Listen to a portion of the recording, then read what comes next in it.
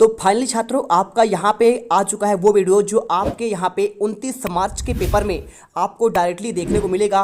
कक्षा आपका देखिए 8वीं, विषय हिंदी का वार्षिक परीक्षा सत्र 2023 का सेट डी का आपका का पूरा 101% रियल क्वेश्चन पेपर।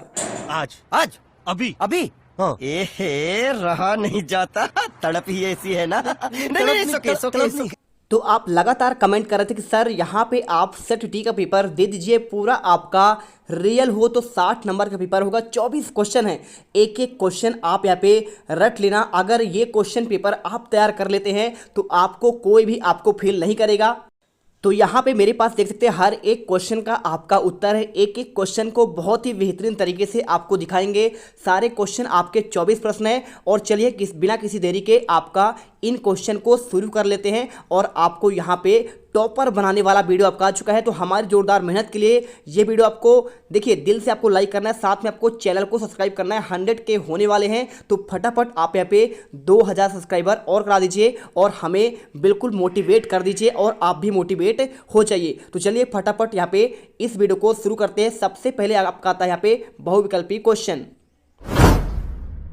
है ना। तो यहाँ पर देखेंगे आप, यहाँ पर हमें प्रश्न को पढ़कर नीचे दिए गए विकल्पों में से सही विकल्प चुनकर हमें उत्तर को लिखना है। प्रत्येक प्रश्न आपका यहाँ पर 1 अंक का रहने वाला है ना। तो यहाँ पर हम देखते हैं पहला क्वेश्चन हमें दिया है, माँ बीड़ा वादिनी से तात्पर्य किस देवी से है।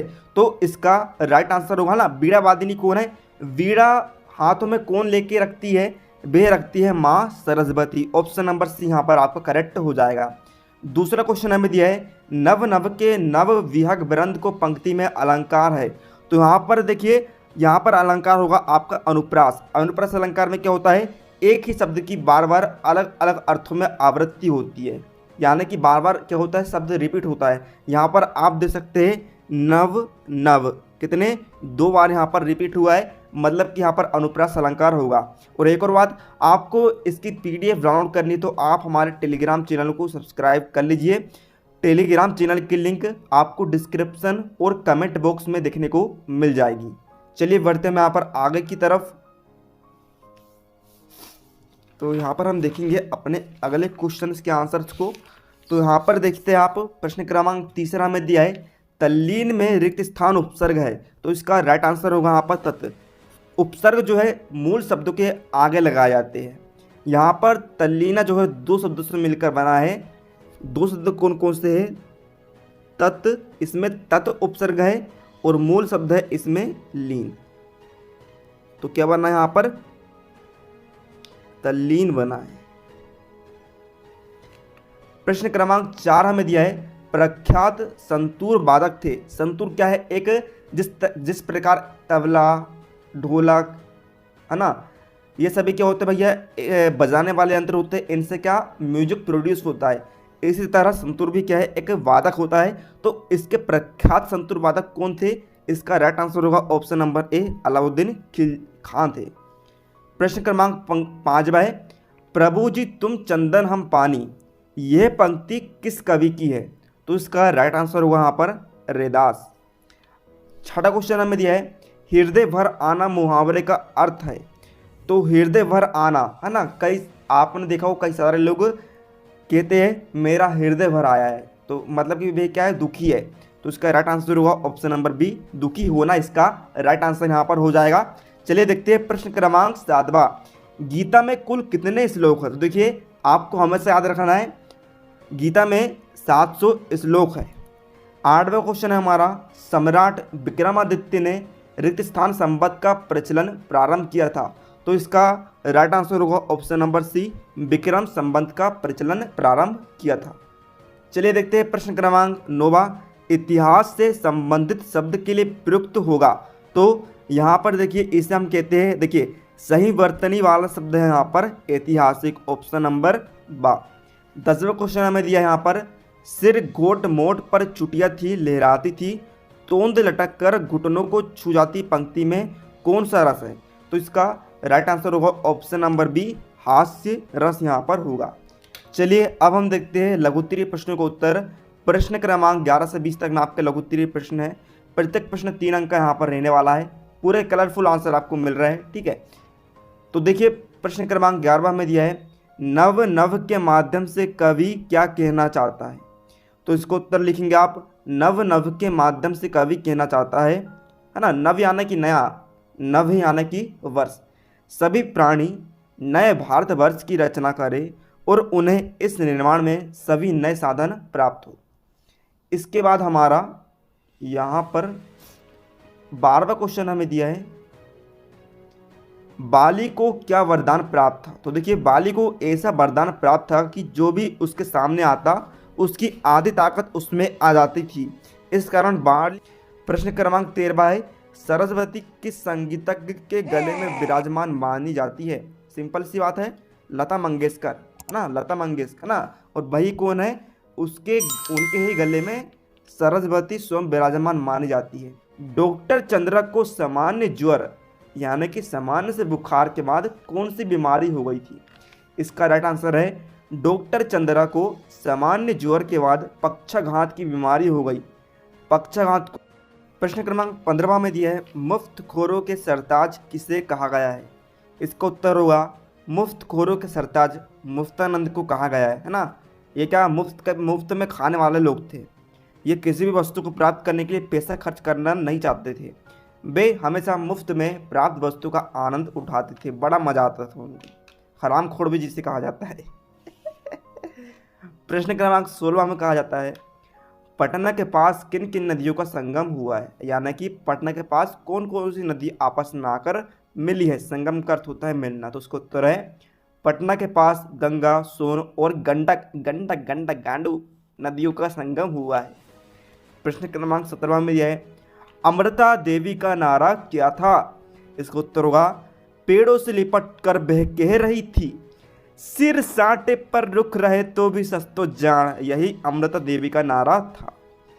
प्रश्न क्रमांक 18 में दिया है, वृद्धा मंदिर के पास क्या काम करती थी भैया। तो इसको उत्तर हम देखते हैं, वह बूढ़ी औरत मंदिर के पास उसके दरवाजे पर फूलों की माला बेचा करती थी। माहेश्वर का प्राचीन नाम क्या है भैया। तो देखिए, माहेश्वर का प्राचीन नाम माहेश्वरी अथवा माहिष्मती है। बाहुबली में आपने मूवी देखी होगी ना, मूवी बाहुबली आपने देखी होगी, उसमें माहिष्मती साम्राज्य था। ठीक है, तो माहेश्वर का पूरा नाम क्या है भैया, प्राचीन नाम क्या था, माहिष्मती। राजा के प्रथम 2 महलों में जो 2 लोग मिले वे कौन थे। तो उसका उत्तर है, राजा के प्रथम 2 महलों में जो 2 लोग मिले उनके क्रमशः 17-18 वर्ष का एक युवक और 19-20 वर्षीय अद्वितीय सुंदर ब्यूटीफुल गर्ल थी, जिसे आप लोग लाइन मारते हो। ठीक है, तो लड़की लोग ऑफेंड मत होना। ठीक है, आप हमारी सिस्टर हो। अब चलिए बढ़ते हैं हम यहाँ पर दीर्घोत्तरीय प्रश्न के उत्तर की तरफ। प्रश्न 21 से लेकर 24 तक में आपका दीर्घोत्तरीय प्रश्न है। प्रत्येक प्रश्न भैया आपका 5 अंक को रहने वाला है, समझोगा। हाँ, प्रश्न 21 में दिया है, कभी माँ सरस्वती से क्या वरदान चाह रहा है। ठीक है, तो उसको उत्तर हम देखते हैं, कभी माँ सरस्वती से वरदान चाहता है कि संपूर्ण भारतवर्ष में स्वतंत्रता की नई भावना का अमर मंत्र भर जाए, प्रत्येक व्यक्ति के हृदय में विभिन्न स्तर से अज्ञान का अंधकार दूर हो जाए तथा सर्वत्र ज्ञान की ज्योति की झरना बहने लगे, मन के विकार दूर हो जाए, अज्ञान का अंधकार नष्ट हो जाए तथा समस्त संसार ज्ञान के प्रकाश से चमक उठे, संपूर्ण भारत नई गति प्राप्त करके गीत और छंद के क्षेत्र में नवीनता प्राप्त करे, प्रत्येक कंठ में मधुर स्वर नए बादल की गंभीर और कल्याणकारी गर्जना के समान उठने लगे, कविता और गीत के आकार स्वतंत्र वातावरण में नए जन्म पक्षियों के समान नए कवि और गीतकार अपनी के नए पंखों के सहारे उड़ान भरने में समर्थ हो जाए। इस तरह है सरस्वती देवी ऐसे उन नए कवियों को स्वतंत्रता का नया स्वर प्रदान कर दे। अब चलिए देखते हैं प्रश्न क्रमांक 22। सामने वाले की आधी ताकत अपने में खींच लेने की शक्ति है, हम में सब में है, कैसे। आइए इसको उत्तर देखते भैया। तो उसको उत्तर आप लिखेंगे, सामने वाले की आधी ताकत अपने में खींच लेने की शक्ति हम सब में है। यह शक्ति है आत्मविश्वास की। हमारे अंदर क्या कॉन्फिडेंस रहना चाहिए। कॉन्फिडेंस से दुनिया में हर चीज़ पॉसिबल है। आत्मविश्वास से हर चीज़ संभव है। अब आपने, ठीक है, अब आप देखिए परीक्षा की तैयारी कर रहे हैं। मान के चलिए कोई एक ऐसा बच्चा है जिसने साल भर से पूरी पढ़ाई करी है, पूरा बुक चाट लिया है, एकदम किताबी कीड़ा जिसे कहते हैं वैसा व्यक्ति है। लेकिन यदि परीक्षा के समय वे ये सोचे कि मैंने कुछ भी पढ़ाई नहीं की है, मैं पक्का फेल होने वाला हूँ, तो आप देखना उसके मार्क्स जो है, उसके जो अंक है, परीक्षा का जो रिजल्ट है, एकदम फेल वाले के जैसे ही आने वाला है। और वहीं पर यदि कोई व्यक्ति जिसने साल भर से पढ़ाई नहीं की है, परीक्षा के समय भी जागता है और कहता है कि मैं परीक्षा में अच्छे अंकों से पास होऊंगा, और हमारे वीडियो को देखता है और हमारे द्वारा बताया गया इम्पोर्टेंट क्वेश्चन की तैयारी करता है और अपनी बुक की तैयारी भी करता है, काफ़ी सारे इम्पोर्टेंट क्वेश्चन की तैयारी कर लेता है, उसके अंदर एक आत्मविश्वास, तो देखना आप बहुत अच्छे अंक प्राप्त करोगे। ठीक है, यह शक्ति हम सबको प्राप्त है, परंतु हम सबको अपनी इस आत्मशक्ति की पहचान नहीं है और ना उसका उपयोग किया है। इसमें आत्मशक्ति का विकास विश्वास से होता है। हमें अपने लक्ष्य को प्राप्त करने के लिए अपनी सामर्थ्य में विश्वास पैदा करना होगा। हम अपने विरोधियों से सदा पिटते रहते हैं, ठीक है, मार खाते रहते हैं। कोई भी किसी ने भी बुलाया आपको, ए चल नोंड इधर आ, और 2-4 झापड़ मार देता है, ठीक है, क्योंकि उनके द्वारा पीटे जाने को हमने अपने लिए अनिवार्य मान लिया। यह सब इसलिए हुआ कि हमारे अंदर कायरता और आत्महीनता ने स्थान बना लिया है, जिससे हम डरपोक हो गए।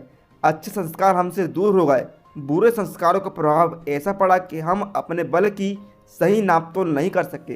परिणाम यह हुआ कि विरोधियों को हमने अपनी अपेक्षा ताकतवर मान लिया, परंतु आत्महीनता और कुसंस्कारों से छुटकारा प्राप्त करें और आत्मविश्वास से भरे आत्मबल के द्वारा हम अपने विरोधी की आधी शक्ति अपने में खींच सकते हैं। प्रश्न क्रमांक 23 की तरफ हम बढ़ते हैं। जहाज का पक्षी किस बात का प्रतीक है? आज से स्पष्ट करें। जहाज का पक्षी भगवान कृष्ण रूपी जहाज पर स्थल के दूर या समीप होने की जानकारी देने वाला पक्षी रूपी भक्त है। करता था भैया, वे जो है दूर की अपने विरोधी की जानकारी देता था श्री कृष्ण जी को। जिस तरह समुद्र से यात्रा करने वाले जहाज से जमीन किधर है और कितनी दूर है, इसकी जानकारी लेने के लिए पक्षियों को छोड़ा जाता था। जब जमीन कहीं नहीं दिखती और जमीन पक्षियों के पहुंच से बाहर होती तो पक्षी लौटकर जहाज पर ही आ जाते थे। यदि जमीन दूर या समीप होती तो पक्षी उस दिशा में उड़ते हुए चले जाते थे और वह जमीन ही उनकी शरण स्थल बन जाती थी। नाविक भी जहाज को उस दिशा में खेने लग जाते थे। उस जमीन पर जाकर जहाज अपना लंगर डाल देता था, ठीक है, खाने वाला लंगर नहीं, दूसरा लंगर, ठीक है। यह उस समय होता था जब कुतुब मीनार आदि दिशा सूचक यंत्रों का आविष्कार नहीं हुआ था। इस पद में कवि ने अपने आप को जहाज के पक्षी के रूप में चित्रित किया है और जो बार बार सभी ओर से निराश होकर श्री कृष्ण के चरणों रूपी जहाज पर शरण प्राप्त करता है।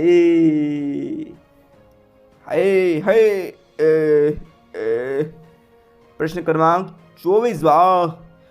बाढ़ पीड़ितों की क्या क्या आवश्यकताएं होती है, उन्हें किस तरह सहयोग दिया जाता है, इसके बारे में बताना है। मित्रों चलिए देखते हैं। मित्रों आइए इनका उत्तर हम देखेंगे। बाढ़ पीड़ितों की सबसे पहली आवश्यकता होती है कि उन्हें सुरक्षित स्थान पर पहुंचाने की, है ना, सुरक्षित स्थान पर उन्हें पहुंचाना चाहिए। उनसे संबंधित सामान को उनके पास पहुंचाने की, उस समय उन्हें भोजन, पानी व कपड़े आदि प्राप्ति कराने की भी ज़रूरत होती है। इसके अलावा उन्हें दवाइयों की भी ज़रूरत होती है भैया, क्योंकि बाढ़ आ जाने से पानी से फैलने वाले अनेक रोग हो जाते हैं। उन रोगों के इलाज की तुरंत आवश्यकता होती है। इन बाढ़ पीड़ितों को रेड क्रॉस और वॉलंटियर सहायता पहुंचाते हैं। कुछ स्थानीय संस्थाएं व देश की सेना और स्वयंसेवी संस्थाएं भी इस कार्य में सबसे अधिक कार्य करती है। बाढ़ पीड़ितों के लिए औषधि आदि एकत्र करके उन्हें बांट दिया जाता है। तो सारे विद्यार्थियों हमने देखिए आपको यहाँ पर कक्षा 8वीं विषय हिंदी का विशिष्ट का जो हमारे टीम के द्वारा बनाया हुआ ऐसा गेस पेपर दिया है जिसमें काफ़ी सारे इंपॉर्टेंट क्वेश्चन है, जिसकी यदि आप तैयारी करते तो आप परीक्षा में निश्चित रूप से अच्छे अंकों से सफलता प्राप्त करोगे। और हम एक और सेट लाएंगे, उसे भी आप तैयार कर लीजिएगा। इसे रियल पेपर ना माने, ठीक है। रियल पेपर आप कोई भी लिख नहीं सकता है। रियल पेपर लीक करना कानूनन अपराध है और सजा भी हो सकती है। इसलिए सावधान, सतर्क रहे। फर्जी यूट्यूबर से सावधान रहे, सतर्क रहे। जय हिंद, जय भारत। मिलते हैं अगले वीडियो में। अब तुम लोग गलती से अगर नए हो तो सब्सक्राइब करो, वो जो लाल वाला बटन है उस पर अपने जीजा जी फेंक के मारो या फूफा जी, मुझे नहीं पता, बस क्लिक हो जाना चाहिए। अब मैं भी जा रहा हूं, मुझे मुठिया पेलने जाना है। बाय।